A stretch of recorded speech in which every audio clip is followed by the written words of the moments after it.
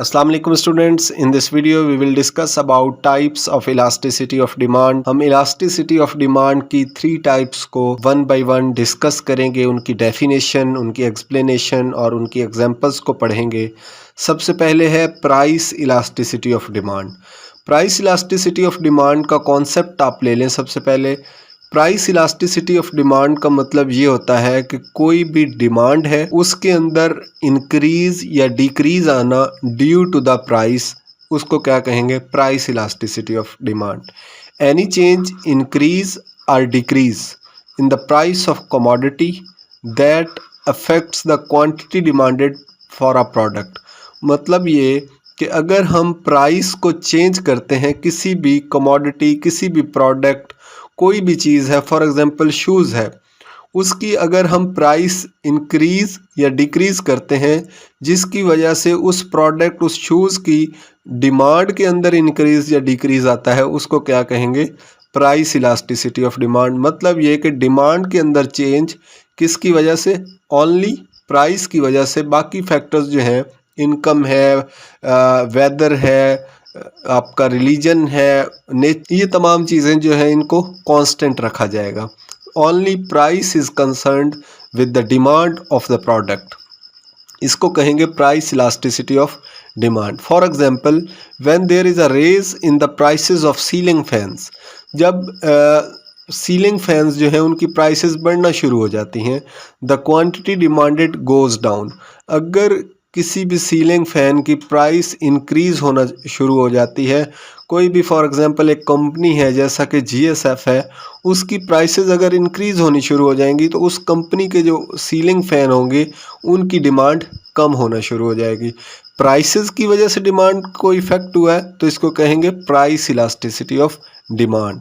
Elasticity कहते हैं change होने को, चेंज को, ठीक है। Formula for the price elasticity of demand. Price elasticity of demand को मेजर करने का एक फार्मूला है, ये PED जो है ये एक एब्रीवेशन है प्राइस इलास्टिसिटी ऑफ डिमांड का। Percentage change in the quantity demanded over percentage change in the price is the formula for the price elasticity of demand. The result obtained from this formula determines the intensity of the effect of price change.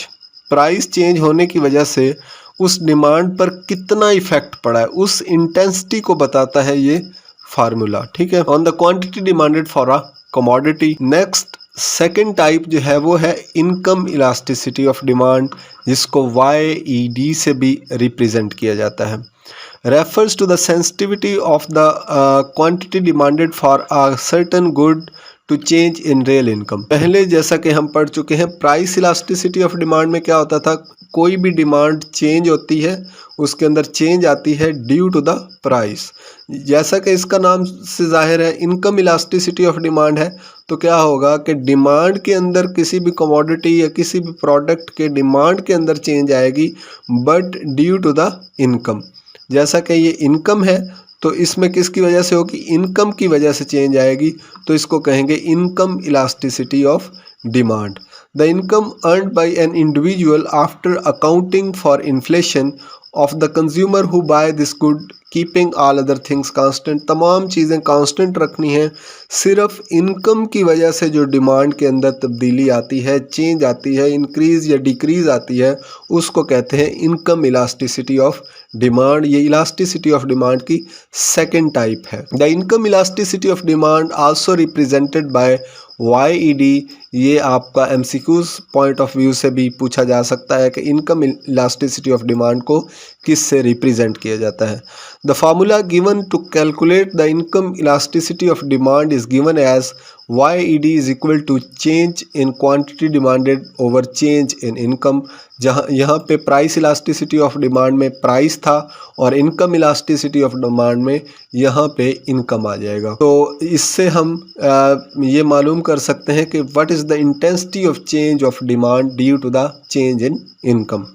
उसके अलावा एक formula इसका proper जो है वो ये है change, ये जो D है this represent change in quantity demanded, कितनी चेंज आई है ड्यू टू द इनकम, और change in price multiplied by इसी को Q ओवर P को रिवर्स कर देना है, उल्ट कर देना है P बाई Q। मतलब यहाँ पे Q था, यहाँ पे क्यू आ गया और यहाँ पे पी था, यहाँ पे एक के साथ चेंज लगा देना और एक सिंपल जो चेंज अभी नहीं हुआ।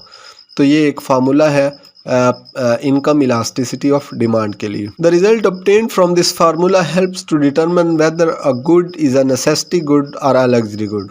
इस फार्मूले से जो रिजल्ट होता है उससे हमें ये पता चलता है कि कोई भी प्रोडक्ट या कमोडिटी जो है वो एक ज़रूरियात ज़िंदगी की है कमोडिटी, या फिर उसको एज अ लग्जरी गुड लिया जा रहा है जो कि for the sake of personal interest या फिर एन्जॉयमेंट के लिए कुछ चीज़ें ली जाती हैं, उनमें इसका शुमार होता है एक प्रोडक्ट का, या फिर नेसेसिटी गुड में उसका शुमार होता है। उसके बाद है तीसरी टाइप वो है क्रॉस इलास्टिसिटी ऑफ डिमांड, जिसको हम डोनेट करते हैं XED, cross elasticity of demand. Cross elasticity of demand is an economic concept that measures the sensitiveness of quantity demanded of a one good X when there is a change in the price of another good Y। होता ये है, जैसा कि नाम से जाहिर है, ये है क्रॉस इलास्टिसिटी ऑफ डिमांड। इसमें दो प्रोडक्ट एक दूसरे के साथ जुड़े हुए, एक प्रोडक्ट जो है वो है X और the second product is Y। होता यह है कि जब एक प्रोडक्ट के प्राइस चेंज हो रही है उसकी वजह से इफ़ेक्ट पड़ता है दूसरे प्रोडक्ट पर। मतलब ये कि अगर क्वांटिटी डिमांड एक प्रोडक्ट की चेंज होती है तो दूसरे प्रोडक्ट की क्वांटिटी डिमांडेड के अंदर कोई भी चेंज आना, इसको कहेंगे क्रॉस इलास्टिसिटी ऑफ डिमांड। होता यह है quantity demanded of one good X when there is a change in the price of another. एक गुड की प्राइस चेंज होती है तो दूसरे की क्वांटिटी डिमांडेड चेंज हो जाती है। फॉर एग्जांपल जैसा कि ये स्केड्यूल है, पेप्सी है, उसकी प्राइस फॉर एग्जांपल जो है वो 25 है, उसको हम चेंज करके 100 कर देते हैं। 25 से यकदम उसकी प्राइस 100 हो गई, ठीक है। उसकी क्वांटिटी डिमांड कितनी है? 1000। जबकि जो कोक है उसकी जो है वो प्राइस चेंज नहीं हुई, ये इसका सब्सटीट्यूट है, ये एक X गुड है फॉर एग्जांपल, और ये जो है ये एक Y गुड है। प्राइस इसकी चेंज हुई है लेकिन क्वांटिटी डिमांडेड पहले इसकी थी 1500, ऑटोमेटिकली इसकी 2500 हो जाएगी, क्योंकि लोग पेप्सी को ख़रीदना बंद कर देंगे, उसकी प्राइस इंक्रीज़ हो गई, ये उसका सब्सटीट्यूट है, तो वो इसकी तरफ मूव करेंगे। पहले इसकी 1500 रुपये जो थी वो डिमांड थी, अब क्या हो गई है 2500 demand.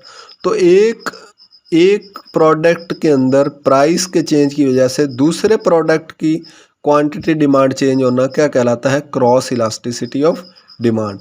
For example in market there is an oligopoly, multiple players compete, thus the quantity demanded for the product does not only depend on itself but rather there is an effect even when their prices of the other goods change। तो ये वही वाली example है, उम्मीद है ये आपको समझ आई होगी। अब इसके फार्मूला क्या है? Formula for the cross elasticity of demand XED, QD का मतलब है चेंज, डेल्टा इसको कहते हैं। QY कौन सी है? ये जाहिर की गई है, मतलब ये कि ये जो चेंज इन क्वांटिटी डिमांडेड आई है इसको QY कहेंगे। इसी तरह DPX, जो DPX है, ये जो चेंज इन प्राइस है, ऊपर उसको रखेंगे चेंज इन क्वांटिटी डिमांडेड, नीचे चेंज इन प्राइस को, और मल्टीप्लाई कर देंगे ओरिजिनल प्राइस, शुरू वाली प्राइस, और जो बाद वाली प्राइस है, सॉरी क्वांटिटी डिमांडेड है, उसके साथ हम इसको ये सारी मल्टीप्लिकेशन करेंगे तो हमारे पास इसका आंसर आ जाएगा। तो ये था आज का lecture, types of elasticity of demand. उम्मीद है आपको ये समझ आया होगा। अगर आपको ये वीडियो अच्छी लगी तो हमारे YouTube चैनल को सब्सक्राइब कर दें और वीडियो को लाइक कर दें। Thank you very much.